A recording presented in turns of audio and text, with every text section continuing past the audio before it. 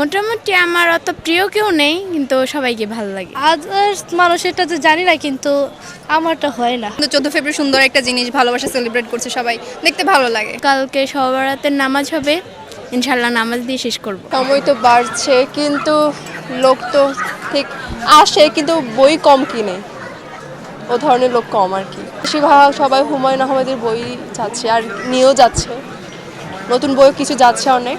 প্রত্যাশা থাকে সবসময় বেশি যাতে মানুষ কিনে, সেটাই আগেও থাকবে। আর ওটাই কালকের প্রত্যাশা তো ভালো, যখন তো না বিক্রি করেই কাটাবো। সকাল থেকেই থাকবো এখানে সন্ধ্যা পর্যন্ত। বাবা মা এখানে থাকেও না, বাড়িতেই থাকে। এখানে তো পড়াশোনার জন্য আসছি আমরা, তো ওটাই অভ্যাস হয়ে গেছে অ্যাকচুয়ালি। এটা এতদিন ছিলাম, প্রায় 3 বছরের কাছাকাছি ঢাকায় আছি, তো অভ্যাস হয়ে গেছে এতদিনে। মা বাবার জন্য তো সবসময় ভালোবাসা আছে অনেক, আর সবসময় কথাও হয়, ভালো আছে সবাই। আশা করি ভবিষ্যতে আর ভালো থাকবে। এখানে নানান ধরনের বই আসছে, আর মানে আর কি বলবো, হ্যাঁ গত বছরে আসা হয়েছে, কিন্তু এখন আর কি ইউনিক কত স্টল বসানো হয়েছে, তো তাই এখন আর বেশি ভালো লাগতেছে। এমন না মানে পড়াশোনা তেমন একটা করা হয় না, আমার নিজের বই তো পড়ি না, কিন্তু এগুলো হয় না, ভালো লাগে না পড়াশোনা তেমন। এখন ইন্টার ফার্স্ট ইয়ারে এই যে ঘোরাঘুরি, ইউনিক কোনো মেলা হইতেছে, যেমন বই মেলা আর যে আদার্স ইয়াগুলা কি বলে বাণিজ্য মেলা, ঘোরাঘুরি ভালো লাগে, কিন্তু ভালো লাগে না। আদার্স মানুষেরটা তো জানি না, কিন্তু আমারটা হয় না। আর প্লাস কালকে তো শবে বরাত, তো আই থিঙ্ক সবাই নামাজ কালাম পড়বে।